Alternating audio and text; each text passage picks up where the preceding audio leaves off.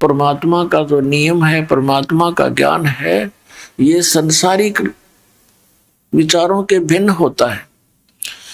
और भगत और जगत का आपस में विरोध इसीलिए रहता है कि जो भक्ति के नियम हैं संसार के नियमों के विपरीत होते हैं।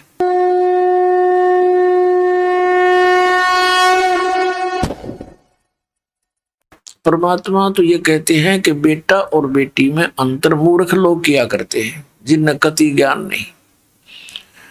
फिर भी हम जैसे भी पढ़ाई पढ़े हुए थे उसके आधार से ज्ञान सुना रहे हैं परमात्मा कि पुत्र की इच्छा में और आशा रखते हैं कि पुत्र हो, पुत्री हो जाती है। दूसरी फिर इच्छा करते हैं भगवान इब के तो पुत्र हो ही हो, वो भी बेटी होगी, और तीसरी भी बेटी होगी, चौथी भी, पांचवी भी, और पुत्र हुआ ही नहीं। जैसे हम सुना करते थे कि भाई उसके 4 एकड़ जमीन थी, इब का उसने 16 एकड़ बना दी अपने जीवन में। खुद मेहनत करी तो हुआ, क्या दूसरे मेहनत नहीं कर रहे थे? वो भी तो इसी तरह मेहनत कर रहे थे, उनको कुछ भी ना मिला। तो जो आपको मिल रहा है, आपका पूर्व जन्म का संस्कार प्रारब्ध आपके भाग्य में लिखा हुआ है, ना तो आपका चाहा हुआ है ना आपका किया हुआ। जैसे उनको पुत्र की इच्छा थी, ना उनका चाहा हुआ ना उनका किया हुआ, वही हुआ जो प्रारब्ध में लिखा हुआ था। तो परमात्मा ये याद दिलाते हमारे को कि आप जी ने जो करना चाहिए था इस मनुष्य जीवन से, वो तो स्टार्ट भी नहीं किया और खो दिया अनमोल जीवन। अपने आत्माओं, जिस समय हम सत्संग में आते हैं, ये ज्ञान होता है, तो फिर हमारी दशा ऐसी होती है जो पुण्यकर्मी प्राणी होते हैं। कैसी होती है? एक किसान था और वो बाजरे का रुखाला था, बाजरा बोते हैं तो उसके लिए एक मंच बनाते हैं ऊंचा। उसने डामचा भी कहते हैं उसको, जोंडा भी कहते हैं, मचान भी बोल देते हैं। तो वो उस मचान के ऊपर खड़ा होकर के गोफिया बनाता है। गोफिया, उसमें एक डला डालकर और उसको ऐसे फटकार कर फेंकता है। चिड़ियाओं को, पक्षियों को उड़ाता है जो बाजरे की बालियों को हानि पहुंचाती हैं। तो उस आवाज से और डले की आसपास गिरने से वो चिड़िया भाग जाती है उस खेत से। तो उसके लिए किसान क्या करता है, छोटे छोटे मिट्टी के गोले बना लेता है और उनको रख लेता है अपने मटके में सुखा के। फिर उनको ऐसे गोफिये से फटकारता रहता है, जैसे गिलोल टाइप होता है। एक बार वर्षा घड़ी होगी, उसके सारे गोले भीज गए। एक साथ में छोटा सा टीला था, ऊंचा सा पहाड़ टाइप था, छोटी पहाड़ी सी। उसने सोचा चल वहां से पत्थर उठा लाता हूं। 1 किलोमीटर की दूरी पर था। छोटे छोटे पत्थरों की तलाश में वहां गया तो उसने क्या देखा कि पानी से मिट्टी कट जाने से बड़े सुंदर गोल गोल से घने वो पत्थर से मिल गए। उसने चमकने से वो ले आया, 20-30 थे वो, उसका काम चल गया। तो वो ला था वहां से, वो चमकने से पत्थर गोल गोल से इतने मोटे मोटे 200-250 ग्राम के, जो उसके लिए बहुत सूटेबल थे। उधर से उसकी पत्नी छोटे से बच्चे को लेकर, उसकी रोटी लेकर खेत में गई। तो क्या किया, बच्चे ने वो पत्थर उठा लिया एक, जो चिकना चमकना सा था। वो खेलता खेलता उठा लिया और उसकी पत्नी घर आ गई, उसको खाना खिलाकर बच्चे को ले आई। बच्चा उसको हाथ में लिया है। अब उसकी पत्नी ने कुछ सामान लाना था। उसने सोचा ये पत्थर है और दुकानदार को दे देती हूं, और नहीं तो इसका कोई बट्टा बना लेगा अपना बाट। उस पत्थर को लेकर वो सेठ के पास गई गांव में। उससे कहने लगी जी ये आपका कोई काम आवे तो ये देख लो, कुछ मुझे इसका बदले में दे दो, जो दे सकते हो, नमक मिर्च कुछ दे सकते हो तो आपको ये काम आ जाएगा, बट्टा बना लो। उसके पास बैठा था उसका रिश्तेदार, वो जोरी था। वो तो तुरंत देख गया कि वो तो भाई पत्थर को नहीं लाल है। तो सेठ बोला भाई ये तो लाल है। तो उसकी पत्नी, उस किसान की पत्नी से सेठ ने कहा बहन कि क्या सामान लेना चाहती है, दे दो जी, जो दो आपकी मर्जी। अब ठीक है, 20 मन तो बाजरा यानी बाजरे की बोरी दे दी, 5-7 शक्कर की, गुड़ की, कई आइटम, उसका घर भर दिया। अब वह राजी हो रही, ठीक बढ़िया, तो पागल हो गया, लाला जी तो मेंटल हो गया, धरने दे मेरे के 8 लगे। उसने भर दिया। तो वो किसान आया सामने, वो देखा घर की तरफ कि ये कहां से लाई तू, कि ऐसे ऐसे जो एक बट्टा सा था लड़का ले आया, और मैं गई थी ऐसे ऐसे, अभी सेठ को दे दूंगी, अपना बाट बना लेगा बट्टा। मैंने कहा उससे जी दे दो जो देना, इसके बदले छोटा मोटा आइटम सोचो थी, नमक मिर्च दे देगा। उसने तो ये कहा कि ले जा बहन, ये तो बहुत कीमती है, पत्थर नहीं है। और उन नयू घर भर दिया, इतना सामान दे दिया। अब उसने क्या किया कि उन पत्थरों को लाल थे वह उसके पहचान में नहीं आई, उनको ऐसे गिलोल में डाला गोफिये में और ऐसे फटकार दिए। साथ में नदी थी, दरिया बह रही थी। अब उस सारे के सारे दरिया में पड़ गए वो। उसका तो अपना मतलब था कि तय पड़ो पत्थर है लेकिन चिड़िया उड़ जाओ। वो कहने लगा अरे तेरा गजब भैया, ये तो मेरे पास तो 30-40 थे और एक की ही इतनी कीमत, मैंने तो वो सारा नाश कर दिया, बर्बाद कर दिए वो कीमती बिना ज्ञान। तो पुण्यात्माओं, इस मनुष्य जीवन के जो श्वास हैं आपके, ये इतने कीमती हैं जिनको बगैर ज्ञान के, बगैर सत्संग के हम ऐसे उस भोले किसान की तरह इसका नाश कर रहे हैं। और जिसमें आपकी आत्मा के अंदर ये तत्व ज्ञान समावेगा, आपके पीछे गया हुआ जीवन घना याद आवेगा। पछताया करोगे, बैठ कर रोया करोगे कोन में, ये क्या करे हमने सारे जीवन में डले डोए। पुण्यात्मा, मनुष्य जीवन 2 प्रकार से प्राप्त होता है। एक तो एक विधान बनाया है कबीर भगवान ने इस काल के लिए, क्योंकि विधान बनाकर भी काल ने इसको दिया, नहीं तो ये हमारी घनी दुरुक्ति कर देता। और कई भक्त मन में शंका लाते हैं, जैसे सृष्टि रचना के अंदर बताया गया है कि इस काल ने गलती कर दी थी ब्रह्म ने, जिसके लोक में हम रह रहे,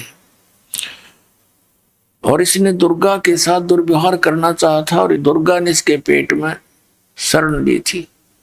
तो परमात्मा ने इसके पेट से दुर्गा देवी को निकालकर इसको श्राप दे दिया था कि तू, श्राप समझो कि ऐसी गलती वहां करने वाले को एक रोग लग जाता है ऑटोमेटिकली, जैसे कोई अखाद्य वस्तु खा लेता है तो वो अपना इफेक्ट करती ही करती है, शरीर में फोड़े बन जाते हैं या कोई और हानि हो जाती है। ऐसे इसने वहां जो गलती की, उस गलती के कारण इसको एक रोग लग गया कि उस परमात्मा ने विधान बना रखा था कि ऐसी गलती करेगा उसको ऐसी सजा मिलेगी, 1 लाख मानव शरीरधारी प्राणियों का नित आहार करने का और 1.25 लाख की उत्पत्ति करने का। और परमात्मा ने इसको ये सजा दे दी। कई भक्त ये सोचते हैं कि परमात्मा ने सजा नहीं देनी चाहिए थी इसको, ये मनुष्य जीवन के आहार करने की। तो पुण्यात्मा, वो जानी जान है परमात्मा के विधान में, परमात्मा की क्रिया में यदि हम कोई त्रुटि निकालते हैं तो हम अनजान ही हैं। परमात्मा जो करता है वो कभी गलत नहीं कर सकता। यदि इसको ये 1 लाख मानव शरीरधारी खाने की ना सजा मिली होती तो ये हमें एक भी मनुष्य जीवन नहीं देता।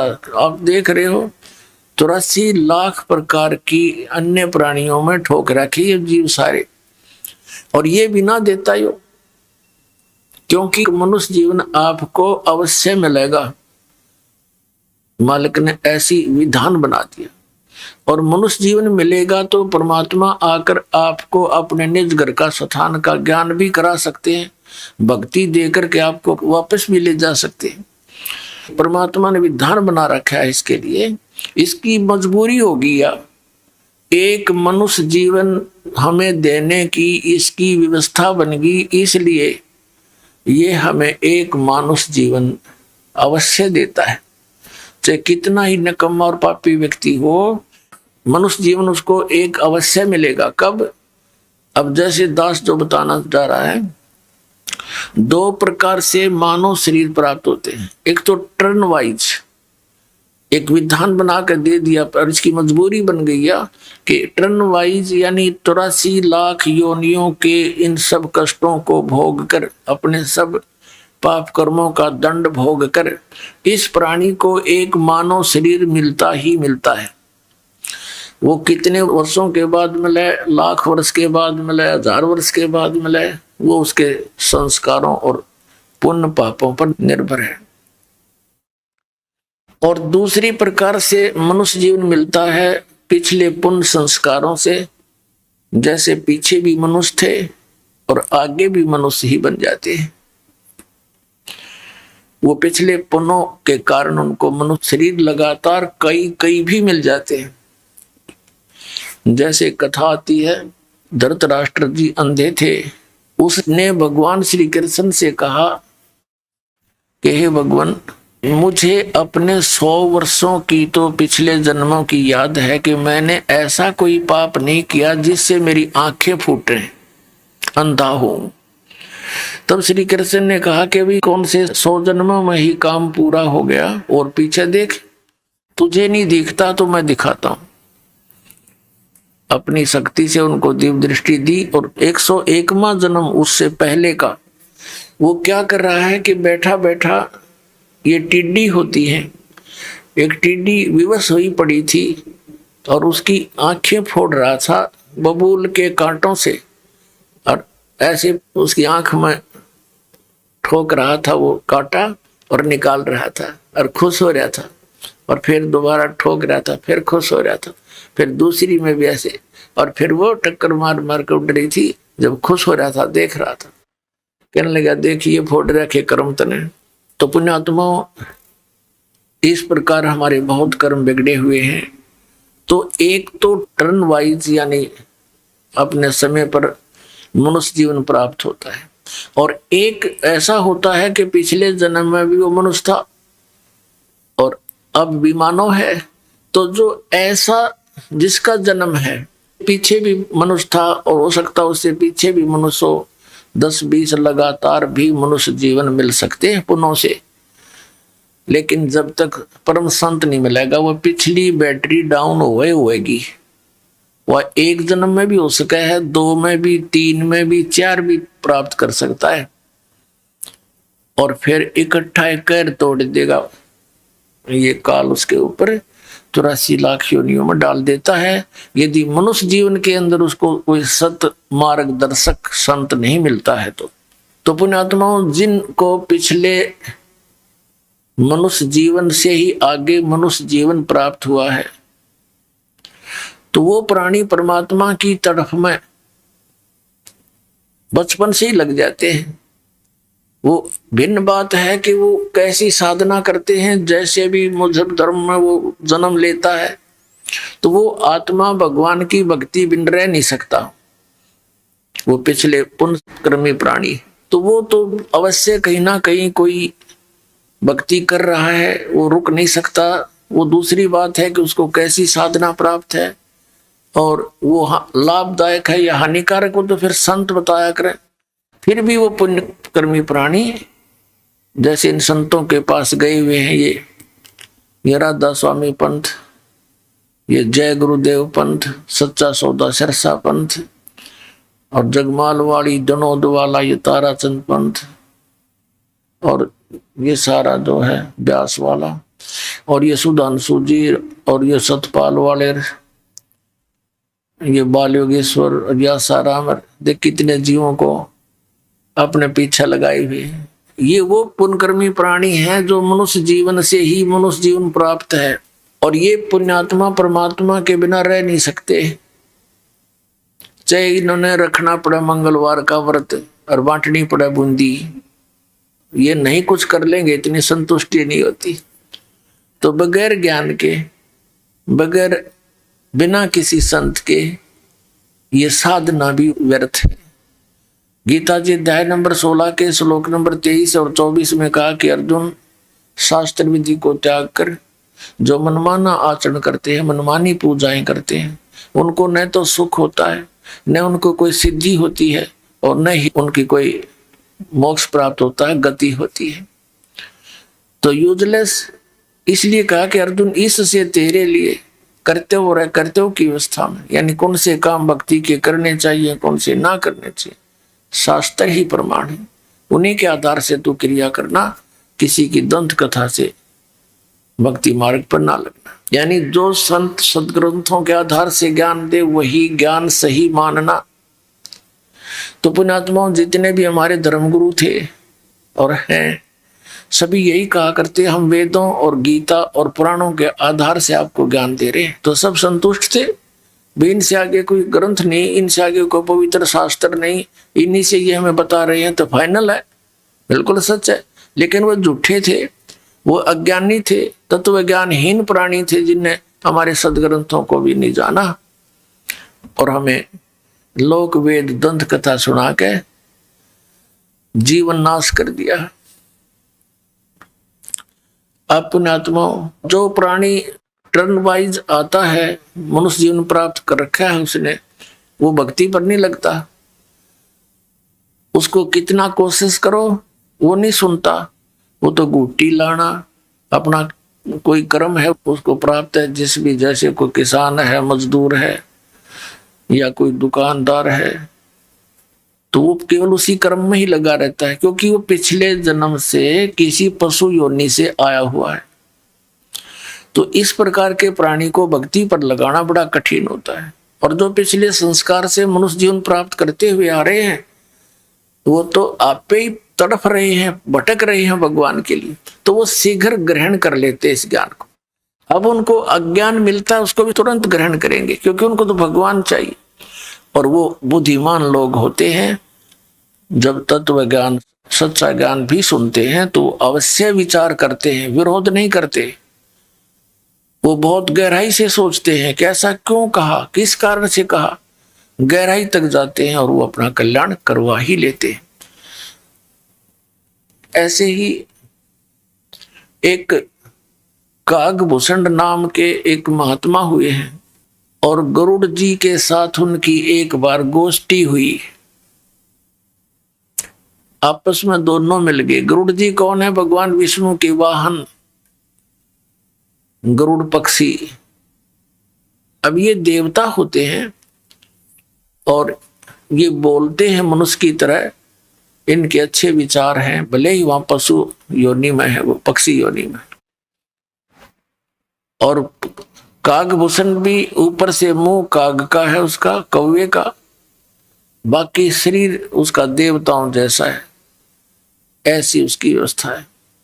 तो जब वो अपनी कथा सुनाता है, गरुड़ जी ने पूछा, हे कागभूषण, आप के पास बैठने से मुझे बड़ी शांति होती है और आप परमात्मा के भजन में दिन रात लगे रहते हो। आपने ये स्थिति, ये गति कैसे प्राप्त की? अब कागभूषण ने कहा कि गुरुदेव, मेरी लंबी कहानी है, समय हो तो सुनाऊं। गुरु जी ने कहा कि आप सुनाइए, मैं सुनने का, जानने का इच्छुक हूं। तो कागभूषण जी सुनाने लगे कि गुरुदेव, एक बार मनुष्य जीवन था मेरा, और उससे पहले भी मैंने असंख्यों मनुष्य जीवन नष्ट कर लिए थे, कभी भक्ति पर मन लगा नहीं। एक समय क्या हुआ कि हम दो बहन दो भाई थे, मेरे माता पिता थे, एक भरा पूरा परिवार था। और एक ऐसा दुर्भिक्ष पड़ा, यानी अकाल गिर गया, वर्षा हुई नहीं, अन्न का अभाव हुआ, पत्ते भी वृक्ष भी सूखने लगे। तो ऐसा भयंकर स्थिति आ गई कि मनुष्य को मनुष्य खाने लग गया। सब वृक्ष भी खा लिए, पत्ते भी खा लिए, कूट कूट के बाड़े भी खा चुके, मनुष्य को मनुष्य खाने लग गया। उस स्थिति में मेरे माता पिता और भाई बहन यानी मेरा परिवार सब मेरी आंखों के सामने मर गए। मैं 20 वर्ष की उम्र का था, भाई छोटे बहन छोटी थी, वो भूख ज्यादा समय तक सहन नहीं कर सके। माता पिता वृद्ध थे, वो भी मृत्यु को प्राप्त। अब मैंने भी वहां से निकलकर अपनी जान बचानी चाहिए, तो मैं अवंतिका नगरी में चला गया। वहां पर अकाल नहीं था, वहां पर मेरी जान बची, भोजन खाया। लेकिन मेरे माता पिता मेरे भाई बहन मेरी आंखों के सामने तड़प तड़प कर रो रो कर मरे थे भूखे। उस स्थिति से मैं बहुत दुखी था और ये सोचा करता था, हे परमात्मा ये क्या जीवन हुआ। कल तक तो देखो हम कितने ठाठ से भाई बहन माता पिता के साथ प्यार से रह रहे थे, आज मेरा सारा नाश हो गया, ये क्या हुआ। क्योंकि इंसान जब घना दुखी होले है तब उसने परमात्मा का आश्रय दिखाई देता है। एक मंदिर में एक शिव का भक्त ब्राह्मण कथा कर रहा था, तो मैं वहां जाकर बैठ गया कि यहाँ कोई रोटी टोक मिलेगा। ब्राह्मण कथा कर रहा था, सभी उठकर चले गए, मैं बैठा रह गया। ब्राह्मण ने पूछा कि आप कैसे बैठे हो बेटा। मेरी आंखों से आंसू गिरने लगे। ब्राह्मण बड़ा दयालु था, उसने कहा क्यों रो रहा है बेटा, बता अपना दुख बता। मैंने सारी कहानी बताई ब्राह्मण को। उसने कहा बेटा तू मेरे पुत्रवत है, मेरे पास रहे, इस मंदिर में सेवा कर, रोटी खा, चिंता ना कर बेटा। यहाँ तो पता नहीं क्या क्या आपदाएं मनुष्यों पर आती है, और तुम्हारा संस्कार था, उनका इतना ही समय था, तो काफी संतुष्ट मुझे किया, मैं वहां रहने लग गया। अब वो विपर प्रतिदिन कथा करे भगवान की और मुझे कहे बेटा दीक्षा ले ले, भक्ति कर ले। और मेरे मन में कति इच्छा नहीं हो नाम लेने की, मैं टाल मटोल कर दूं जी फिर देखूंगा। अब काकभूषण जी बता रहे हैं गुरु जी को कि ऐसे 6 महीने बीत गए, रोज कथा सुनूं, बैठा रहूं, कति हृदय में बातें नहीं आवे, अगर नाम ले लूं, दीक्षा ले लूं। 6 महीने तक जब ये कथा सुनता रहा और विपर मेरे को प्रतिदिन दूसरे तीसरे दिन कह देता बेटा देखो मनुष्य जीवन परमात्मा की भक्ति के लिए मिला है, इसके बिना तो पशु जैसा जीवन है, और देखो यहाँ क्या क्या घटनाएं घट जाती है, ये झूठा संसार है। जबकि मेरे इतनी चोट लग चुकी थी, मैं इतना पापी था। ये कह रहा था काकभूषण कि मैं इतना निकम्मा आदमी था, मैंने असंख्यों जन्म मनुष्य जीवन बर्बाद कर चुका था। और 6 महीने तक लगातार सत्संग सुनकर तब मेरी आत्मा में जगह बनी, थोड़ी सी दीक्षा ले लूं। 6 महीने के बाद मैंने दीक्षा ले ली। फिर क्योंकि ये पिछले जो पाप हैं ये कहीं ना कहीं दबाव दे ही जाते हैं। जो गुरुजी कथा किया करते थे, सत्संग सुनाया करते थे, वो मुझे भी याद हो गया। अब गुरुजी अपना घर चले जाते थे, मंदिर में सत्संग आदि करके, फिर बाद में भी भक्त आते रहते थे, तो मैं कथा सुनाने लग गया उनको, और मेरी आवाज भी बढ़िया गुरुजी से, क्योंकि मैं युवा था, वो वृद्ध हो रहे थे 50, 60, 70 साल के, और वही कथा वो सुनावर मैं अच्छा लतीफेदार ढंग से गा गू कर खूब बढ़िया सुनाने लगे। तो जो आने वाले श्रद्धालु थे उनकी आस्था मेरे में घनी होगी और मेरी प्रशंसा करें, अको हो आपकी तो बड़ी गजब की आवाज है, आप तो कोयल सी बोलती है, वाह वाह वाह, हृदय में लगती है। अब श्रद्धालु तो श्रद्धालु ही होते हैं, राम की कथा कोई सुना दे अच्छी लगती है, और कोई गा गू का ढोलक ढालक बांध कर सुना दे और ज्यादा, क्योंकि कान का विषय प्रबल है। पुण्यात्मा इस प्रकार ये जीव मार खाता है। अपनात्मा जैसे कई भक्त अनजान पड़े में कहते हैं, जैसे दास पहले देखा करता था, ये कबीर पंथी विशेष कर क्या करते हैं, एक तारा लेकर के गाते हैं परमात्मा की वाणी शब्दों को, और बड़े सुरीले सुर में गाते हैं, बड़ी लय से गाते हैं। कोई तो फिल्मी गानों पर भी तबले तबले बांध कर परमात्मा की वाणी सुनाते, और फिर क्या कहते हैं, भाई इसकी आवाज बहुत बढ़िया है, भाई तू सुना।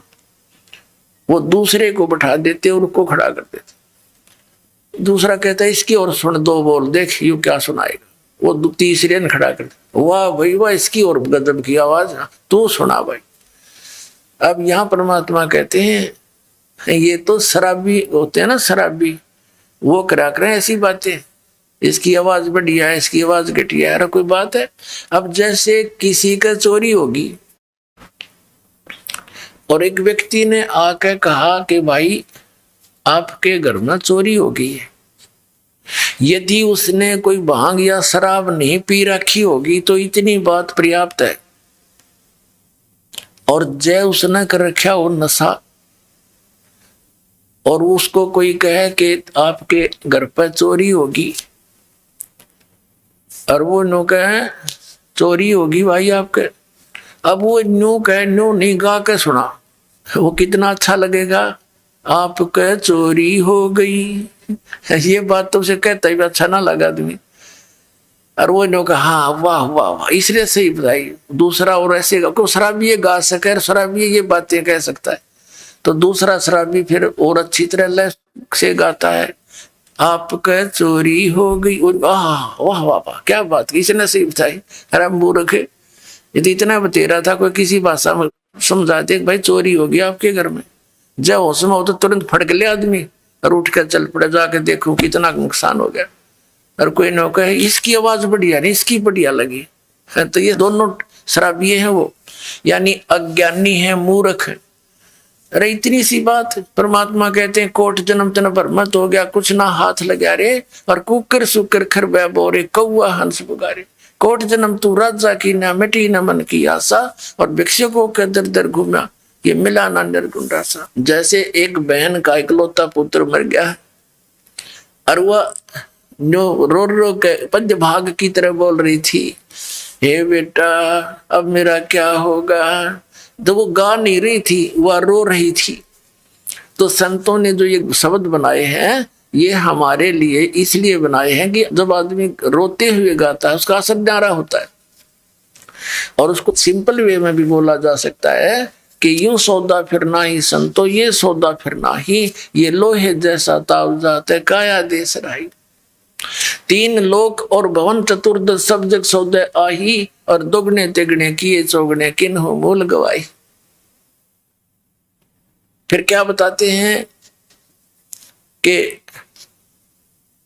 यो दम टूटे पिंडा फूटे लेखा दरगाह माही, उस दरगाह में मार पड़ेगी तेरी जम पकड़ेंगे बाही। फिर क्या बताते हैं कि बांध पिंजड़ी आगे धर लिया मरगट को ले जाही, अग्नि लगा दिया जद लंबा फूक दिया उस ठाई। फिर क्या बताते हैं कि फिर पीछे तू पशुआ की जय गद्दा बैल बनाई, ये 56 भोग कहा मन बोरे कि कुर्डी चढ़ने जाई। तो पुण्यात्मा गा कर सुनाने की बात से, ये तो गाना रोने के हिसाब से है। जैसे बच्चों को पहली कक्षा में सुनाते हैं आ का आम ई की इमली, तो ये तो प्रथम कक्षा के बच्चों को ऐसी आवाज सुनाई जाती है। इसमें आवाज से लिंक नहीं होता, उस अक्षर से संबंध होता है। आ से आम, आम कैसा होता है, वो आ अक्षर कैसा है। तो ये व्यवस्था जो गाने में स्वर ने देख करके जो करते हैं, तो वो मूर्ख और भोली आत्मा होती है जिन्हें पता नहीं अध्यात्म मार्ग का। तो क्या बताया कि नर से तू पशुआ की जय, और गद्दा बैल बनाई, ये 56 भोग कहा मन बोरे कि तो कुर्डी चढ़ने जाई। बताइए गान की चीज है, ये तो रोण की बातें हैं।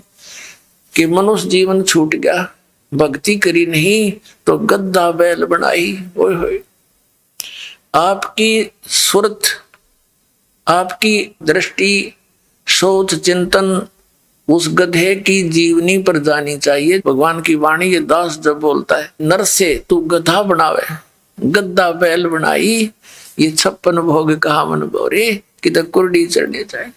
आज आप देख कितना सुंदर पवित्र आहार करते हो, हैं? रोटी, हलवा, खीर, पूरी, प्यास लगे जो जल पी लें, भूख लगे रोटी खावें, जब भी इच्छा हो जाती है तो कहते हैं परमात्मा ने ये सुविधा आपको इसलिए दी है कि आप भक्ति करो परमात्मा की, और उसको ना करके फिर क्या होगा, पीछे तू गद्दा बैल बनाई और ये 56 भोग कहा मन बोरे, तो कुर्डी चढ़ने जाए, तो ये स्थिति हो जाएगी। तो पुण्यात्मा, अब काग बुसड के साथ ये ऐसी ही घटना घटी। 4 बातें सीख के गाना सीख लिया और उसके प्रशंसक हो गए कई, जैसे श्रोता आते थे, उसके अंदर अभिमान भर गया। गुरुड़ जी को बता रहा कागभूषण कि एक दिन मैं बैठा था, आसपास मेरे वो भगत प्रशंसक विराजमान थे।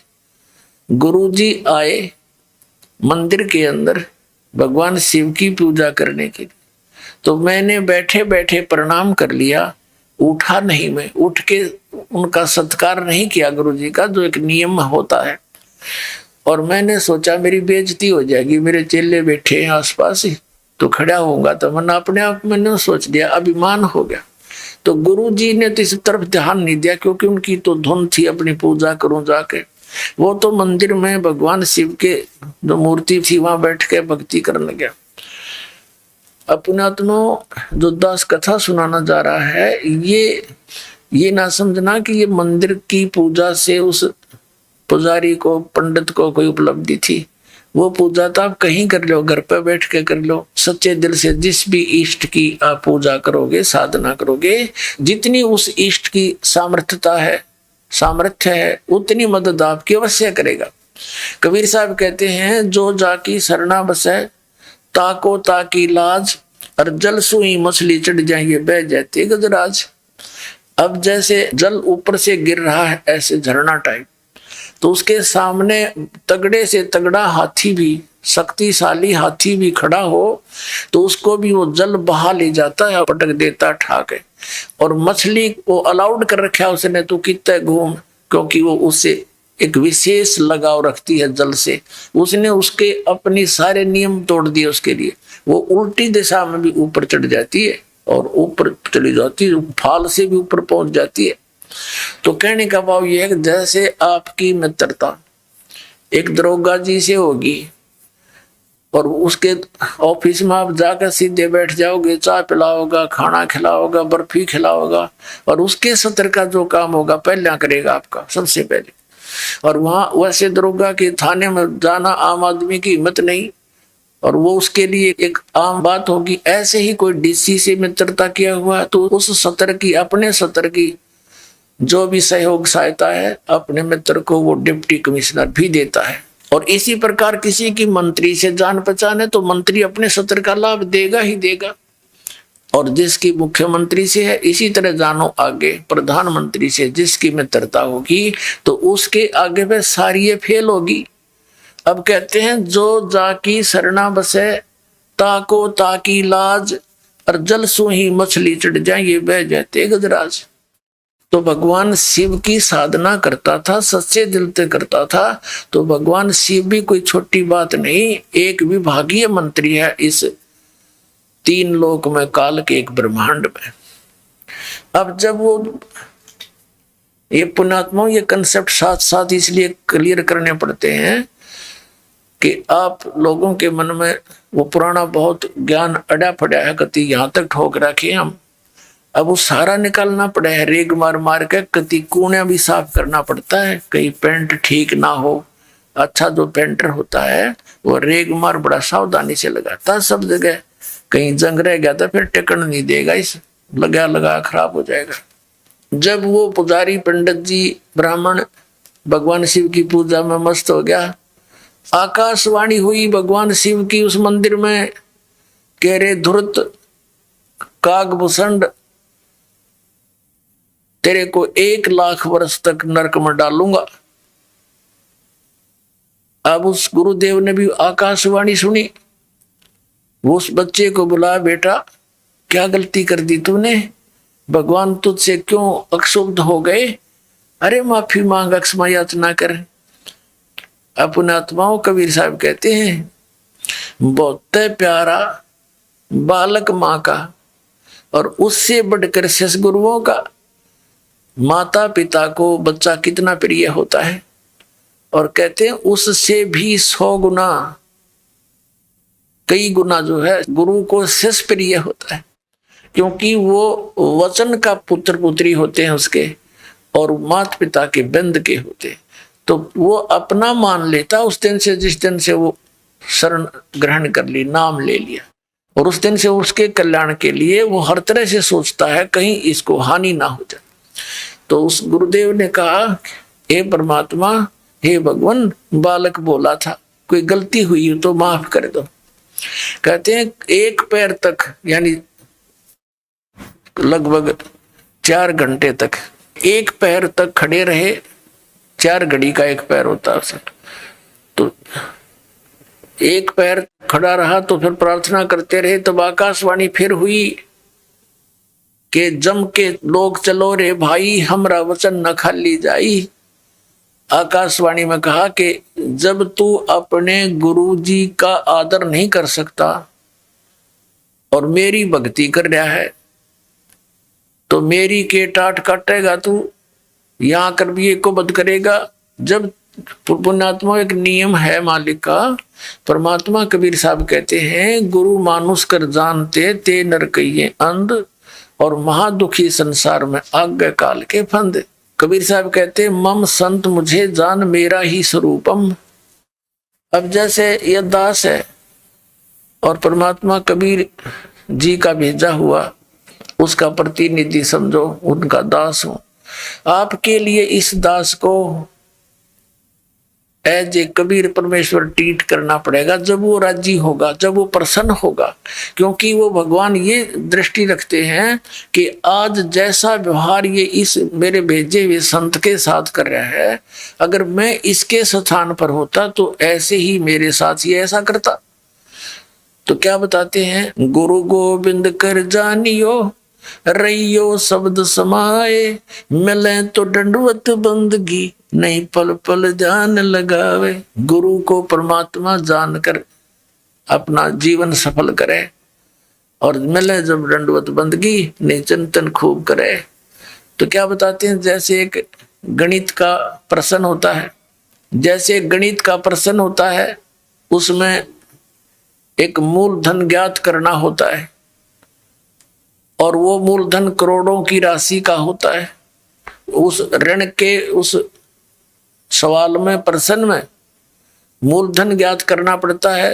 तो सपोज करना पड़ता है, मान लीजिए मूलधन 100 रुपए, और मूलधन 100 रुपये माने बिना वो ओरिजिनल मूलधन नहीं मिल सकता, यानी वो प्रॉब्लम सोल्व नहीं हो सकती, वो प्रश्न हल नहीं हो सकता। उसके लिए मानना पड़ता है, मान ले मूलधन 100 रुपये, वो 100 रुपये वास्तव में मूलधन नहीं होता, लेकिन उसके बिना वो वास्तविक मूलधन मिल नहीं सकता, कभी नहीं। तो इसलिए ये दास गॉड नहीं है, लेकिन आपने न्यू मान कर रिहर्सल करनी पड़ेगी कि मान लो गुरुजी गॉड, ये समझ लेना पुण्यात्मा। क्योंकि जब आप यहाँ से जाओगे तो आपको त्रिकुटी के ऊपर, जहाँ एक इंटरनेशनल एयरपोर्ट है यहाँ से जाने का, और वहां से जहां भी जिसने टिकट बनवा रखी, यानी जिस भी देव इष्ट की साधना वो किए हुए है, वहां त्रिकुटी से ही उसका फिर आगे आगे उसी रास्ते से उसके विमान जाएंगे। तो वहां जब आप पहुंचोगे, ये दास खड़ा दिखाई देगा आपको, परमात्मा इस दास के रूप में वहां मिलेंगे, और आपकी जैसी श्रद्धा यहाँ होगी ऐसी वहां होगी। ये तो रिहर्सल है, एक ट्रायल है। तो जैसा आपका बर्ताव इस दास के प्रति यहाँ होगा, ऐसा ही वहां होगा। अब जैसे दास यहाँ खड़ा है बाहर, और आप वहां बैठे मस्ती मार रहे हो, एक गप्पे कर रहे हो, तो ऐसा ही भाव फिर वहां होगा। तो भगवान निकल जाएंगे, तो मुड़े गप्पे मारते रह जाओगे। तो जो ही गुरुजी आते हैं, आप देखते हो कोई भी गुरु है कहीं पर भी, वो नकली है, उनके प्रति भी वो ऐसी श्रद्धा रखते हैं जो पुण्यात्मा है, क्योंकि उनका स्वभाव है। एक टक दृष्टि रखते हैं जब तक वो आंखों के आसपास रहते हैं। तो ये उनने पिछले जन्मों से अभ्यास कर रखा, जो पुण्यकर्मी प्राणी पिछले जन्मों से आ रहे हैं भक्ति करते हुए। तो ये नियम है, विधान है इस भक्ति का। तो वहां जैसा जिसका आपने यहाँ प्रैक्टिकल कर रखा है, वो तो वैसा ही वहां होगा आपका स्वभाव। तो इसलिए गुरु जी को एज ए गॉड ट्रीट करके उसके साथ फिर ऐसा व्यवहार करें। गुरु के सम्मुख वचन नहीं कहे, सो से रहनी गहनी सुख रहे। तो इस प्रकार जो नियम है, गुरु सुमुख ले झूठ सजोई, निश्चय नरक पड़े से सोई। तो इस तरह की जो परमात्मा ने फाउल पॉइंट बता रखे हैं, उन फाउल पॉइंटों से डर रहे। अब कागभूषण को आकाशवाणी में भगवान शिव ने बताया कि रे निकम्मे व्यक्ति, जब तू अपने गुरु का सत्कार नहीं कर सकता तो मेरा क्या लगा तू, और तुझे नरक में ठोकूंगा। इस संति से दयालु होते उस ब्राह्मण ने, उस पुण्यात्मा ने बार बार प्रार्थना की, हे परमात्मा आप तो दयालु हो, आप तो बख्शनहार हो, बालक है, छोटा बच्चा है, गलती होगी, इससे माफ करो। अरे क्या कर दिया तू नालायक, बता क्या कर दिया। तब आकाशवाणी में कहा कि ये अपने गुरु का आदर नहीं किया, खड़ा होकर के इसके अंदर अभिमान समा गया था, इसका ये दंड इसको भोगना ही पड़ेगा। फिर बार बार प्रार्थना करने से शिव जी ने कहा कि तेरे गुरु जी की प्रार्थना स्वीकार होती है, लेकिन नरक में तो तुझे जाना ही पड़ेगा, मैं इसको चेंज नहीं कर सकता। लेकिन उस नरक में तुझे यम के दूत दुखी नहीं करेंगे, ये आदेश दे दो। अब उसको इतना सहारा मिल गया, उसकी मृत्यु होगी कुछ वर्षों के बाद, नरक में तो जाना ही पड़ा। लेकिन यहाँ के इतनी सुविधा ये दे सकते हैं, जैसे एक मंत्री की कोई जान पहचान हो जाए, होम मिनिस्टर से कोई उसका मित्र हो, रिश्तेदार, और उसकी कैद हो जाती है। अब उसने रहना तो पड़ेगा जेल में, लेकिन रहेगा उड़ा बिल्कुल बटेऊ की तरह, कोई कुछ नहीं दुख दे सकता। तो उस कागभूषण को इतना सहारा तो मिल गया, लेकिन रहना पड़ा उस नरक में। अब जैसे वहां नरक में चाहे कुछ भी ना, कोई यम के दूत दूसरे ने पीटे जब कलजा पाटे, और नरक में हाहाकार माचरी, कोई काटे जा रहे हैं, कोई नरक में ठोक रखे हैं, गंद पड़ा, सड़ांध उठ रही है, रहना वहीं पड़ा। अब दास ये कहना चाहता है इस कथा के द्वारा कि जो पुण्यकर्मी प्राणी हैं, पिछले जन्म मनुष्य जीवन के पाते हुए आ रहे, वो तो भगवान की कथा सुनते ही तुरंत कहीं ना कहीं चिपक जाते हैं। तो उनका स्वभाव है जैसे दीपक के ऊपर पतंग न चाहते हुए जाकर गिर जाता है, भले ही वो जल जाए, लेकिन उसका स्वभाव है उसको शीतल और उत्तम वस्तु जानकर जाता। तो जितने भी ये पुण्यकर्मी प्राणी थे, इन नकली संतों काल के दूतों को एक परम संत धनी जानकर उस दीपक की तरह जा चिपके, और 100 साल से बैठे वहां पर। कोई मन में न्योय नहीं आया कि ये नकली आदमी है, इसने कख नहीं पता, ना सतनाम का, ना सतलोक का, ना सचखंड का, और आप भूत बन कर बैठ गए और उन पुस्तकों को पढ़ते रहे श्रद्धा से कि ना जो गुरु जी ने लिख दी वो बिल्कुल सही है। देखो भगत की श्रद्धा ऐसी ही होती है, और होनी भी चाहिए, ब्लाइंड फेथ होना चाहिए। लेकिन इन नकलियों ने उनका दुरुपयोग कर लिया, उनके उस श्रद्धा को उन्होंने दुरुपयोग किया और उनका नाश कर दिया। तो इस कारण से ये दास जो बताना चाह रहा है इस कथा के माध्यम से कि पिछले जन्म के जो पुण्यकर्मी प्राणी मनुष्य जीवन से आए हुए हैं, वो तो तुरंत कहीं ना कहीं कोई ना कोई साधन अपनाए हुए हैं और चुप करके अपने लगे हुए। उन्हें संतुष्टि है कि भगवान की साधना कर रहा हूं, और करनी चाहिए। लेकिन शास्त्र विधि को त्याग का मनमाना आचरण करना भी यूजलेस है। अब क्या बताना चाहता दास के जो भक्ति पर नहीं लगते, कितनी बार कहने से भी नहीं लगते, वो प्राणी हैं जो पिछले जन्मों से मनुष्य जीवन से ना आकर के किसी पशु पक्षी या जड़ योनि वृक्ष आदि की योनि से आए हुए। तो ये कागभूषण बता रहा अपनी सच्चाई कि पिछले जन्म के ना जाने कितने मनुष्य जीवन तो मैंने बर्बाद कर दिए, वो तो कहीं हाथ नहीं लगे। और एक जन्म से मैं स्टार्ट हुआ, मेरे साथ ऐसी भयंकर घटना भी घटनी, फिर भी आत्मा नर्म नहीं हुई इस नीच की। और 6 महीने तक गुरु जी के वचन सुनता रहा, फिर भी मन में नाम लेने की प्रेरणा बनी ही नहीं। और फिर भक्ति पर लगा तो ये अकोबद कर दी, या तो वो लगे नहीं, लगेंगे तो मर्यादा नहीं रख सकते, उनमें कोई न कोई बुरा संस्कार कहीं ना कहीं प्रबल हो ही जाता है। अब फिर भी स्टार्ट होगी किसी ना किसी जन्म से। तो अब दास का कहने का भाव ये है कि जैसे आपका कोई भाई बहन मित्र है, वो नाम ना लेना चाहे तो सत्संग के दौरान हमने अलाउड कर रखा है, अनउपदेशी भी आश्रम में प्रवेश कर सकता है और 4 दिन 3 दिन का सत्संग सुन सकता है। उसको अवश्य लावे, 1 दिन 2 दिन 10 20 सत्संग सुनकर कभी तो परमात्मा की वरदा होगी उस पर, क्योंकि ये अमृत वाणी है, ये सवसिद्ध वाणी है सुख संवेद की, कबीर परमेश्वर की। जैसे एक किसी को सर्प डस जाता है और वो अचेत पड़ा होता है, एक गारडू एक मंत्र सिद्ध करता है सर्प का विष उतारने वाला, उस मंत्र को बोलता है, एक वाणी होता है, श्लोक सा होता है, उसके बोलने से बार बार बोलने से उस अचेत पड़े व्यक्ति का विष उतर कर वो सचेत हो जाता है, जबकि ना वो सुन रहा है ना उसकी कोई भाषा समझ रहा है, ये बोल क्या रहा है। तो इस परमात्मा की ये वाणी इतनी सवसिद्ध है कबीर जी की, परमेश्वर जी की। परमात्मा प्राप्त जितने भी संत हुए हैं, जैसे आदरणीय गरीबदास साहिब जी, आदरणीय धर्मदास साहिब जी, आदरणीय नानक साहिब जी, आदरणीय मलुकदास साहिब जी, आदरणीय दादू साहिब जी, आदरणीय गरीबदास साहिब गांव छुड़ानी जिला दुधरवाड़ा, आदरणीय गीसा दास साहिब जी गांव खेखड़ा जिला मेरठ उत्तर प्रदेश वाले। तो इनका तो दास को पता है कि इनको परमात्मा सीधे मिले और इनको वो ज्ञान अमृत दिया। तो इनकी वाणी में और स्वयं परमेश्वर की वाणी में ये एक सबसिद्ध वाणी है, जिससे हमें बहुत ज्ञान यज्ञ का पुण्य मिलता है और आत्मा के ऊपर दुष्कर्मों का जो विष चढ़ा हुआ है वो भी धीरे धीरे हटकर फिर प्रेरणा बन जाती है परमात्मा की भक्ति करने की।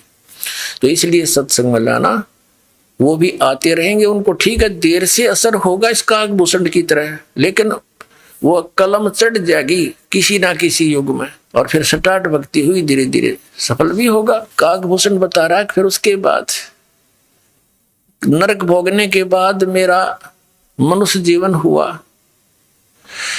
और भक्ति की कुछ पिछले संस्कार से फिर प्रेरणा बनी। एक समय लोमस ऋषि जी कथा कर रहे थे और मैं बन गया वकील, मैं क्रिटिसाइज करने लग गया उसकी।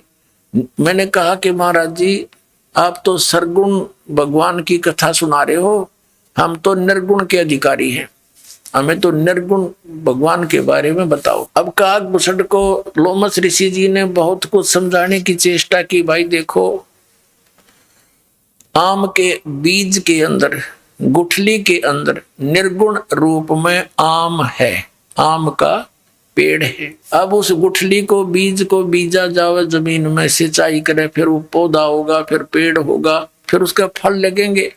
वो निर्गुण काम का है कि ये सरगुण। अब काकभूषण ने बोला मेरे समझ में ना आई ये बात, क्योंकि मेरी तो बुद्धि भ्रष्ट थी और अपनी जान में वकील पाक रहा था मैं, थोड़ा बहुत ज्ञान कहीं से सुन के। क्योंकि जो मनुष्य जीवन से दोबारा मनुष्य जीवन प्राप्त है वो प्राणी अवश्य भक्ति के लिए भटकता है। जैसा उसने ज्ञान कहीं कहीं से सुना वो फिर वक्ता हो चुका था। तब लोमस ऋषि ने 2-3 प्रमाण और दिए। भाई कहते हैं शिव के जटा में थी गंगा भाई, और भागीरथ ने वह गुप्त वस्तु प्रगट दिखलाई, यानी यहाँ प्रगट कर ली। ये निर्गुण हमें नहीं दिखाई देती, वह एक जगह थी, हमारे तो काम आई नहीं, हमारे लिए तो निर्गुण है बिना गुण की। और जब गंगा यहाँ आई तो हमारे लिए तो गुण हो गया इसमें। तो ऐसे समझो वो क्या बताना चाह रहा था लोमस ऋषि के परमात्मा ऊपर तो निराकार है और नीचे यहाँ जो राम और श्री कृष्ण रूप में आते हैं तो ये सरगुण है, ऐसे बता रहा था। इनकी यहीं तक सोच है। तो उसने क्या कहा काकभूषण ने कि आप तो वैसे ही कह रहे हो, यानी कुछ ऐसी उठपटांग बात कह दी। तो लोमस ऋषि ने उसको श्राप दे दिया, अरे चंडाल, तू ना ज्ञान को सुनता है ना सुनने देता है, तेरा चंडाल का जन्म होगा। अब काकभूषण कहता मुझे पिछली बात याद आएगी कि मैंने गलत कर दिया, मुझे क्रोध नहीं आया और ऐसे मायूस सा होकर बैठ गया भगवान, बहुत गलती बन गई, मैंने विवाद किया, और प्रभु आपका वचन शिरोधार्य, प्रभु दास को कहीं भी जन्म दे देना, चंडाल के देना या किसी के घर देना रिसीवर, पर एक आशीर्वाद दे दो अपने दास को कि मुझे भगवान की भूल ना पड़े। अब लोमस ऋषि शांत होया, भी कोई बात ना, बालक था, विवाद कर दिया, मैंने भी गलत श्राप दे दिया। तो उसने कह दिया ठीक से बेटा, तुझे भगवान की याद बनी रहेगी। तो काकभूषण कहता कि फिर मेरा जन्म हुआ ब्रह्मा की पत्नी, इनका हंस वाहन है, अपनी हंसनी को लेकर के एक कागचंड के घर गई, यानी गर्भ धारण करवाने के लिए। तो उनके संयोग से हंसनी और कागचंड, काग के संयोग से मेरा जन्म हुआ। तो मेरा बाकी शरीर तो देवता जैसा और मुख है काग जैसा, लेकिन बोलता है मनुष्य की तरह। तो पुण्यात्मा, उसके बाद काकभूषण कहता है कि फिर मेरा उद्धार किससे हुआ? एक जोगजीत नाम के एक संत मिले, उन्होंने मुझे परमात्मा पूर्ण ब्रह्म की साधना की जानकारी दी। ब्रह्मा विष्णु महेश से ऊपर कोई और परम शक्ति है काकभूषण, इन आपके विष्णु जी से शक्तिशाली और परमात्मा है, उसकी भक्ति मैं करता हूं, जिस कारण से ये गति मेरी हुई है। सैकड़ों प्रलय मेरे सामने हो चुकी है और इतनी लंबी मेरी आयु हो चुकी है। अब क्या बताते हैं? बुझे गरुड़ भूषण बियाना, मोसे कहो भेद विधि नाना, वचन सुशील दृष्टि अनुरागी, देवता की दे मुख द्वार मुख कागा। अब काकभूषण जी को गुरु जी कह रहे हैं, मधुकुर बहन सुनंत हो शांति, कहो भूषण मुझिया की उत्पाती, श्रवण सुमृत वचन उमेदा, दाम रसायन सब तन बेदा, परम भेद कहो बहुभांति, मिटे हमारे मन की कांति, कौन देश को नगर निधाना, कहो भूषण आदि परवाना, कौन पिता को जननी जाम्या, कौन कुली कौन वंश बखाना, अवरण वरण कला परवेशा, तुम्हारी महिमा कर है शेषा, जल स्वरूप कुछ तरंग न तेजम, इंद्री जीत चढ़े मन से जम, ब्रह्म निरूपण निर्गुण भेखा, कहो भूषण मोहि आद संदेशा, कहे भूषण तुम सुनो खगेशा, तो से भेद कहूं परवेशा, शंख कल्प जुग गए बिहाई, पूर्व जन्म की कथा सुनाई, शंख कल्प जुग हो गए, जामन मरण जिहान, जन्म पूर्वला तुझे कहूं, सुनो खगे से सुजाने। गरुड़ जी को काकभूषण कह रहे हैं, कह भूषण सुनो खगेशा, अर्थों से भेद कहूं परवेशा, शंख कल्प युग गए बिहाई, शंख कल्प तब न बर्बाद कर दिए और पूर्व जन्म की कथा सुनाई, शंख कल्प युग हो गए, जामन मरण जिहान, जन्म पूर्वला तुझे कहूं, सुनो खगे सुजान। सुनो गुरुड़ मेरा आज संदेशा, भिन्न भिन्न भेद कहूं खगेशा, शंख जन्म पूरब पैमाला, शंखों जन्म पूरब यानी पहले के पैमाल माने नाश कर दिए, शंखों जन्म पूरब पैमाला, और गए जो मिथ्या नहीं संभाला, वो तो मिथ्या गए में संभाल नहीं सका, यानी भक्ति ठीक बनी नहीं, मैं स्टार्ट नहीं करी भक्ति। अवधपुरी एक नगर निधाना, जहां अवतार धरे मोरे प्राणा, 20 वर्ष की उम्र पुनीता, और मात पिता भय काल समीपा। मेरी 20 वर्ष की उम्र थी, मेरे माता पिता और सब परिवार मेरा काल की ग्रास हो गया, नहीं मर गया। पड़ा काल दुर्भिक्ष ताही, और पृथ्वी डोल गई रे बाई, ऐसा भयंकर दुर्भिक्ष गिरा था, अकाल गिरा था कि पृथ्वी भी कांप गई थी, ऐसा हाहाकार मचा था। पड़ा काल दुर्भिक्ष अपारा, मनुष्य मनुष्य का करे आहारा, अन्न का नहीं आहार प्राणी, पड़ा काल दुर्भिक्ष समानी। अवधपुरी हम तजी खगेशा, ताई आए हम मालू देसा, पूरी अवंती लीना बासा, जावा नहीं अन की त्रासा, अन तो वहां पेट भर खाया, कह भूषण सुनो खगराया। पंडित एक अवंती माही, कथा करण नित शिव द्वारे जाही, सट मास हम संगति की नी, बौर तास की दीक्षा लेनी। टहल करत शिव पंडित केरी, गुरु चेले का भाव गनेरी, स्वामी करण गए स्नाना, और पूजा अर्पण धूप दयाना। शिव पूजा पंडित अर्थावे, बेल पत्थर धर लिंग बनावे। शिव पूजा पंडित करे जहाँ हम लिया निवास, गुरु दीक्षा मन मैं करी मिटी खगेश प्यास। तन मन अर्पे फेर माला, जाके ऊपर ईश दयाला। यानी काकभूषण जी कह रहे हैं कि वो पंडित जी अपने शिव भगवान के ऊपर कति समर्पित था, जिस कारण से भगवान शिव की उसके ऊपर पूरी कृपा थी। पूजा करण दिवालय आए, ता हम बैठे दर्शन पाए। जहाँ शिव को मोह दिया सरापा, लाख वर्ष तुम जमपुरी राखा। पंडित सुना बचन शिव केरा, ऊठ चरण लीना गुरु केरा। पंडित शिव का दान लगाया, कल्प करी बालक बोराया। हे रे बालक तू धर शिव का ध्याना, ताते बख्शे तेरे प्राणा।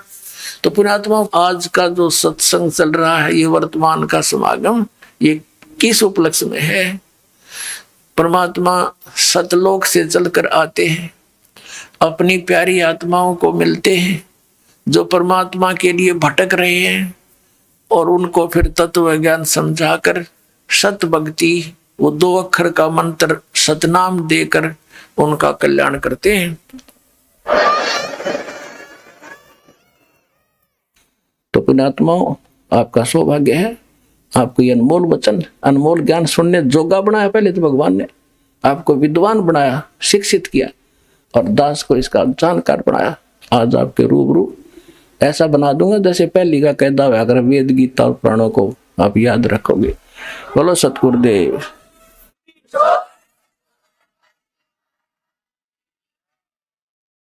तो अब आपको कुछ भक्तों के अनुभव सुनाएंगे, जिनको परमात्मा से प्राप्त जो लाभ हुए हैं, वो अपने मुख कमल से बताएंगे। सुनिएगा। नमस्कार जी। नमस्कार सर। क्या नाम है बहन जी आपका? मेरा नाम नेहा है। बहन जी, आप कहाँ के रहने वाले हैं? मैं दिल्ली की ही रहने वाली हूँ।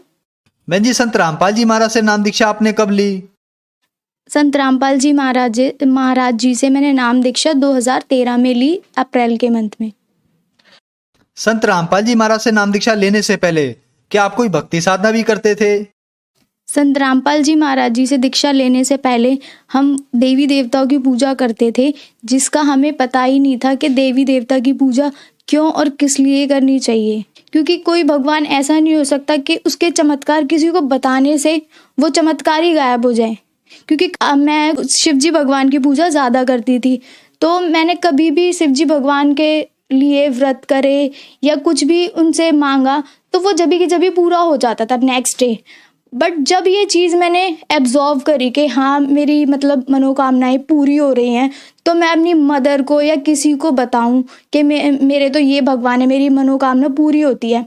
तो जब मैंने अपनी मदर को बताया तो नेक्स्ट डे से या फिर जब भी मैं कुछ मांगती थी तो मेरा पूरा ही नहीं होता था। तो मैं ये सोचती कि भगवान ऐसा होता है कि मनोकामना किसी को बता देने से फिर वो उसकी मनोकामना ही नहीं सुनता, ऐसा तो नहीं हो सकता। तो मेरे मन में बहुत सारे सवाल उठते थे कि लोग बोलते हैं, रूढ़िवादी परंपरा है कि गर्ल्स के पीरियड्स होते हैं तो वो मंदिर में नहीं जा सकती, वो कोई भी भगवान है उसके आसपास भी नहीं जा सकती। क्यों नहीं जा सकती? क्योंकि जो ये चीज़ है वो तो परमात्मा ने ही उसे दी है, नेचुरली है, कोई हमने अपने आप थोड़ी ही लगाई है जो इस चीज़ को इतना अछूत मानते हैं। तो मेरे माइंड में बहुत सारे क्वेश्चंस घूमते थे। हमारी एक पर्सनल शॉप है प्राइवेट जो मेरे फादर चलाते हैं इलेक्ट्रॉनिक की, उस पर क्योंकि हम किसी भी डेरा से या किसी भी गुरु के बारे में ना तो जानते थे और ना ही मेरे फादर को कोई इंटरेस्ट था। एक मेरी आंटी थी जो कि राधा स्वामी से जुड़ी हुई थी, वो हमें बोलती थी और हमारे फादर को कि तुम ये बुक पढ़ो, तुम्हारे ज्ञान समझ में आएगा तो तुम गुरु भी बनाओगे और गुरु बनाना हमारे लिए बहुत ज़रूरी है। बट मेरे फादर जब भी उस बुक को लेके आते थे डेरा, मतलब जो वो आंटी थी डेरे से लेके आती थी वो बुक मेरे फादर को देती थी। जब भी मेरे फादर उस बुक को पढ़ते थे तो नेक्स्ट डे हमारी शॉप पे ना कुछ नुकसान ही हो जाता था। तो मेरे पापा उसको पढ़ के थोड़ा बहुत और वापस कर देते थे कि ये बुक पढ़ने से मुझे हानि हो जाती है तो मैं इस बुक को क्यों पढूं। उस टाइम हमारे दिन ऐसे थे कि आर्थिक स्थिति भी, हम पैसे कमाते थे, महीने में लाख लाख रुपए आते थे, पर यही नहीं पता चलता था कि वो पैसे गए कहाँ, क्योंकि हमारे ऊपर जो हमारे चाचा ताऊ थे, हमारे सगे, उन्होंने ही हमारे पापा के ऊपर जिन और प्रेत, मतलब जो काली तांत्रिक विद्या होती है वो करवा रखी थी। मेरे फादर गुटखा भी खाते थे। तो फिर संत रामपाल जी महाराज के बारे में जानकारी आपको कहाँ से मिली? एक दिन शॉप पे एक संत रामपाल जी महाराज का शिष्य आया और उसने मेरे फादर को बोला कि तुम ये बुक ले लो। तो मेरे फादर ने बोला कि नहीं, मैं नहीं ले रहा, ये बुक सब गुरु मतलब ऐसे ही होते हैं, हमें नहीं लेनी ये बुक। तो वो मतलब ज़बरदस्ती बोला कि नहीं आप ले लो ये बुक। तो मेरे फादर ने फिर उस बुक को लिया और उस बुक को लेते ही विद इन 2 या 3 डेज में, रात भी दिन भी, मुझे भी बोला कि तू मुझे पढ़ के सुना दे, मेरे को दिखाई नहीं दे रहा। पर हमारी बुद्धि इतनी बच्चों वाली थी, हमने बोला नहीं हम नहीं पढ़ रहे, आप खुद ही पढ़ लो। उस बुक को पढ़ा तो मेरे फादर बोले कि मुझे जाना है बरवाला और नामदान लेके आना है। तो मेरी मम्मी बोली ठीक है हम दोनों चलेंगे। तो मेरे फादर और मेरी मदर दोनों के दोनों संत रामपाल जी महाराज जी के आश्रम बरवाला गए 2013 फ़ैब में।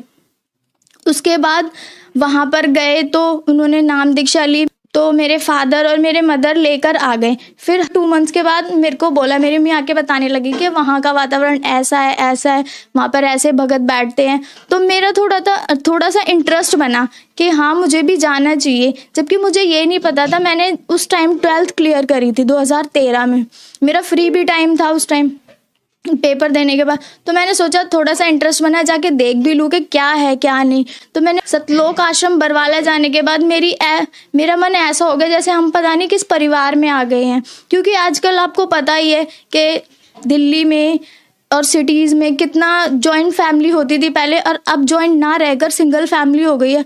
तो बच्चों को वो चीज़ तड़प होती है। तो इसलिए जब मैं वहाँ गई तो मैंने देखा कि हाँ ऐसा लगता था कि पूरा परिवार है, हम ना किसी से राग द्वेष ना कुछ।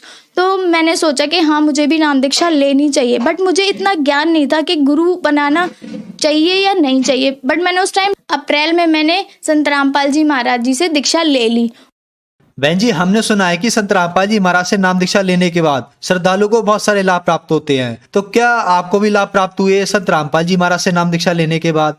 हाँ सर, मुझे मेरी मानसिक स्थिति मतलब जो आजकल का कल्चर है उसमें मेरा थोड़ा सा माइंड लगा हुआ था। मैं थोड़ा सा ना मेंटली डिस्टर्ब थी। एक तो यहाँ सिटी में और ऊपर से रूढ़िवादी मेरे फादर और मदर की थोड़ी सी सोच थी कि बॉयज़ और गर्ल्स इक्वल नहीं होते। तो मेरे को इस चीज़ से बहुत इरिटेशन होती थी कि नहीं, गर्ल्स क्यों नहीं है बॉयज़ के बराबर। जब मैंने नाम दीक्षा ली तो इससे मेरे माता पिता की सोच में भी प्रभाव हुआ और मुझे भी मेंटली जो डिस्टर्ब रहती थी मुझे भी उससे आराम हुआ। और मेरे जो फादर थे उनके ऊपर भूत प्रेत का साया रहता था। वो डेली की डेली जब भी पूजा करते थे तो उन पे भूत खेला करते थे, और वो अकेले, हम तो स्कूल चले जाते थे, उसके बाद मेरी मदर संभालती थी उन्हें। वो एक पैर पे खड़े होकर डांस किया करते थे और नवरात्रों में वो अपना खून चढ़ाया करते थे मूर्ति पे। संत रामपाल जी महाराज जी से दीक्षा लेने के बाद मेरे फादर का गुटका छूटा, उनके ऊपर भूत प्रेत की साया बिल्कुल ख़त्म हो गया।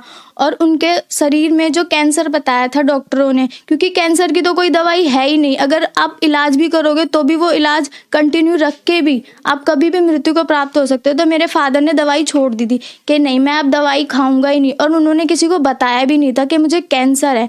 जब उन्होंने संत रामपाल जी महाराज जी से दीक्षा ली उसके बाद उन्होंने बोला कि मुझे कैंसर था, घर में बताया, क्योंकि उन्हें पता था कि मैं घर में बताऊंगा तो पहले से ही हमारी आर्थिक स्थिति खराब हो रही है और ज़्यादा मेंटली डिस्टर्ब हो जाएगी मेरी मदर। क्योंकि मेरे फादर मेरी मम्मी को बोलते थे संत रामपाल जी महाराज जी से नाम दीक्षा लेने से पहले कि मैं कुछ दिनों का और हूँ, मैं मर जाऊँगा उसके बाद। तो मेरी मम्मी इस चीज़ को लेकर रोती थी, इसलिए मेरे फादर ने मेरी मदर को नहीं बताया था। जब संत रामपाल जी महाराज जी से दीक्षा ले ली थी उसके बाद जब उनका कुछ विद इन मंथ कैंसर में राहत मिली तो मेरे फादर ने मेरी मदर को बताया कि हाँ मुझे पहले कैंसर था और शरीर में गांठें भी थी उनकी, वो कैंसर की वो अब ख़त्म हो गई है। और मुझे टाइफाइड था 2 साल पहले, तो वो 2 साल पहले टाइफाइड था हल्का फुल्का, तो मुझे लगा कवर हो जाएगा। मैंने थोड़ी बहुत मेडिसिन ले ली, क्योंकि गुरुजी भी कहते हैं कि दवाई भी परमात्मा ने ही बनाई है, उसका उपयोग भी हमें करना चाहिए। जब मैंने दवाई खाई तो उस टाइम ठीक हो गया था, बट उसके जो सिम्टम्स होते हैं वो क्लियरली ठीक नहीं हुए थे। फिर मुझे अभी 3 मंथ्स पहले सितंबर में टाइफाइड दोबारा हुआ। मुझे पहले फीवर चढ़ा बहुत तेज़, फिर टाइफाइड हुआ। मैंने जब टेस्ट कराया तो टेस्ट के उपरांत जो टाइफाइड था वो 320 था। तो मैंने डॉक्टर को पूछा, तो मैं एक दिन रोने लगी गुरुजी के दरबार के सामने के, संत रामपाल जी महाराज आपके सिवा कोई डॉक्टर है ही नहीं इस दुनिया में, क्योंकि सभी पैसे के लिए भाग रहे हैं। किसी को ज्ञान ही नहीं है कि समाज की सेवा से लाभ होता है या पैसों से लाभ होता है। तो उसी टाइम मैंने जल अमृत लिया जो संत रामपाल जी महाराज के जो दिया जाता है आश्रम में, मैंने वो प्रसाद लिया और उस प्रसाद को लेते ही विद इन आवर मेरा जो फीवर था वो बिल्कुल गायब हो गया और मुझे रिलैक्स फील हुआ। तो फिर मैंने दवाई छोड़ दी। मैंने कहा मैं अब दवाई नहीं लूँगी, जब मेरा टाइफाइड परमात्मा ने ठीक ही कर दिया तो मैं डॉक्टर के आगे धक्के क्यों खाऊं। पहले आर्थिक स्थिति खराब थी। जब संत रामपाल जी महाराज जी से दीक्षा ली तो हमारी जो आर्थिक स्थिति थी वो भी ठीक होने लगी, क्योंकि जो हमारे पैसे थे पहले हमें यही नहीं पता चलता था कि वो जाते कहाँ हैं, क्योंकि हर महीने हर तीसरे महीने तो हमें तांत्रिकों के पास जाना पड़ता था कि हमारे भूत प्रेत वापस आ गए हैं तो उन्हें भगाओ। इन्हीं के चक्करों में लगे रहते थे हम। जब हम संत रामपाल जी महाराज जी से दीक्षा लेकर आए तो हमें इन खर्चों से भी निजात मिला और बाकी जो डॉक्टर्स को खर्चे देने पड़ते थे फालतू दवाइयों के, उनसे भी निजात मिला। तो जो भी अब मेरे पापा कमाते हैं उससे हमारी फाइनेंशियल स्टेटस ठीक हुई। आज मेरी फैमिली संत रामपाल जी महाराज जी की दया से बिल्कुल खुशहाल है। बहन जी, संत रामपाल जी महाराज से नाम दीक्षा लेने के बाद आपको बहुत सारे लाभ प्राप्त हुए, तो जो समाज आज आपको देख रहा है और वो भी किसी न किसी बीमारी से ग्रस्त है, तो क्या वो भी संत रामपाल जी महाराज से नाम दीक्षा लेने के बाद ठीक हो सकते हैं? उनके लिए आप क्या कहना चाहेंगी? पूर्ण संत रामपाल जी महाराज जी वो अभी भी जेल में है और फिर भी उनका प्रचार इतनी तेजी से चल रहा है। जनता को ये देखना चाहिए कि उनका प्रचार तेजी से क्यों चल रहा है और इस बात में सच्चाई क्या है, क्योंकि जब तक हम सच को देखेंगे नहीं तब तक हमें पता नहीं चलेगा कि सच क्या है। क्योंकि एक कवि ने कहा है कि अगर कबीर साहिब आज होते तो वो जेल में कहीं सड़ रहे होते। तो ये बात आज के ज़माने में सत्य है, क्योंकि हमारे संत रामपाल जी महाराज जी कबीर जी द्वारा दिया हुआ ज्ञान ही बता रहे हैं कि कबीर ही पूर्ण परमात्मा है। इसीलिए हमारे संत रामपाल जी महाराज जी को राजनीतिक षड्यंत्र के तहत जेल में डलवाया गया है। तो जब तक जनता जागरूक नहीं होगी तब तक कुछ नहीं हो सकता, क्योंकि इतने युग बीत गए हमें भटकते भटकते और इन गुरुओं को भटकाते हुए। गुरुओं ने हमें इतना भड़काया है कि हमें हिंदू, मुसलमान, सिख, ईसाई बना दिया है, जबकि परमात्मा एक है। जब परमात्मा एक है तो हम इतने सारे गुटों में क्यों बटे हुए हैं? जब बच्चा होता है तो अपनी माँ की कोख में एक ही प्रकार से जन्म लेता है, तो उसका भगवान अलग कैसे हो गया? सब धर्मगुरु कहते हैं कि परमात्मा एक है, तो उस परमात्मा का नाम क्यों नहीं बताया आज तक किसी ने कि वो परमात्मा कौन है, उसका नाम क्या है? चाहे वो हिंदू हो, चाहे वो मुसलमान हो, चाहे वो सिख हो, चाहे वो ईसाई हो, तो हम क्यों अलग अलग पूजा कर रहे हैं जब परमात्मा एक ही है? तो मैं आप सबसे यही निवेदन करना चाहती हूँ कि जब परमात्मा एक है तो उस परमात्मा की खोज करो कि वो है कौन, जो सबको लाभ देता है और मोक्ष प्रदान करता है। तो मैं सबसे यही कहना चाहती हूँ कि संत रामपाल जी महाराज जी का ज्ञान पढ़ो। मैं उससे ज़्यादा नहीं कहना चाहती, क्योंकि जब तक आप ज्ञान ही नहीं पढ़ोगे तो आपको पता क्या चलेगा कि ये धर्मगुरु हमें जो बोल रहे हैं वो सच है या झूठ है। क्योंकि संत रामपाल जी महाराज जी ने यही बोला है कि ज्ञान पढ़ोगे तभी पता चलेगा कि सच और झूठ क्या है। धर्मगुरु हम इसी चीज़ से लेके राजनीतिक खेल खेल रहे हैं, और जब तक हम इस चीज़ के लिए जागरूक नहीं होंगे जब तक कुछ नहीं हो सकता। चाहे हम कितने भी पढ़ लें, चाहे कितने भी डिग्री पास कर लें, क्योंकि पढ़ने का एक यही लाभ है कि हम पढ़ के ये देख सके कि झूठ क्या है और सच क्या है। तो इसीलिए मैं कहना चाहती हूँ कि संत रामपाल जी महाराज जी का ज्ञान सुनो और निर्णय करो खुद और नाम दीक्षा लो। बहन जी, संत रामपाल जी महाराज से नाम दीक्षा कैसे ले सकते हैं? संत रामपाल जी महाराज जी से नाम दीक्षा चैनल पर टीवी पर आता है, उसके नीचे हेडलाइंस चलती हैं। उस हेडलाइंस में कॉन्टैक्ट नंबर होते हैं। उस कॉन्टैक्ट नंबर के थ्रू आप कॉल करके आप पता कर सकते हैं कि हमारे आसपास नामदान केंद्र कहाँ पर है। क्योंकि पहले तो बरवाला में नामदान दिया जाता था, बट परमात्मा ने अब इतनी सुविधा कर दी कि लोगों को कष्ट ना करना पड़े, अपने नज़दीकी नामदान केंद्र खुलवा दिए ताकि वहाँ से ले सके। क्योंकि जो पूर्ण संत होता है उसकी पूर्ण शक्ति कहीं से भी, जैसे सैटेलाइट जो ऊपर होती है उसकी सैटेलाइट की शक्ति वहाँ से भी यहाँ हमारी टीवी चल रही होती है, जबकि हमें सैटेलाइट दिखाई नहीं देती कि सैटेलाइट है कहाँ। ऐसे ही पूर्ण सन तो उससे भी ऊंचा होता है, वो कहीं पर भी हो उसकी शक्ति वहीं से काम करती है। इसी प्रकार हमारे जो नामदान केंद्र खोले हुए हैं, अब वहाँ जाकर आप नज़दीकी नामदान केंद्र से जब भी आपको टाइम लगे, जब भी आपको ज्ञान समझ में आए पूरा, आप वहाँ जाकर संत रामपाल जी महाराज जी से नाम दीक्षा लेकर पूर्ण मोक्ष और लाभ प्राप्त कर सकते हैं। धन्यवाद बहन जी। धन्यवाद सर।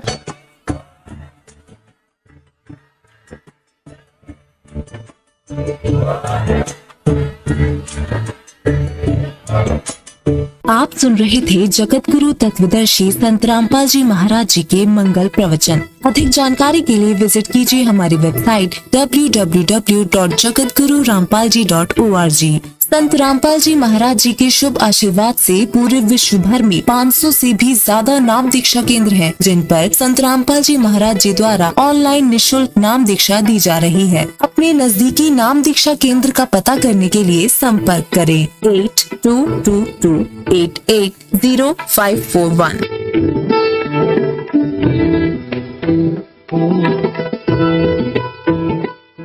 परमात्मा का जो नियम है, परमात्मा का ज्ञान है, ये संसारिक विचारों के भिन्न होता है।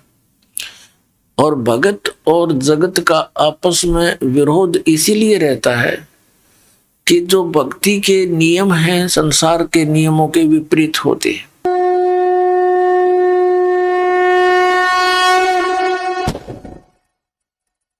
परमात्मा तो ये कहते हैं कि बेटा और बेटी में अंतर मूर्ख लोग किया करते हैं, जिन्हें कति ज्ञान नहीं। फिर भी हम जैसे भी पढ़ाई पढ़े हुए थे उसके आधार से ज्ञान सुना रहे हैं परमात्मा कि पुत्र की इच्छा में और आशा रखते हैं कि पुत्र हो, पुत्री हो जाती है। दूसरी फिर इच्छा करते हैं भगवान इब के तो पुत्र हो ही हो, वो भी बेटी होगी और तीसरी भी बेटी होगी, चौथी भी, पांचवी भी।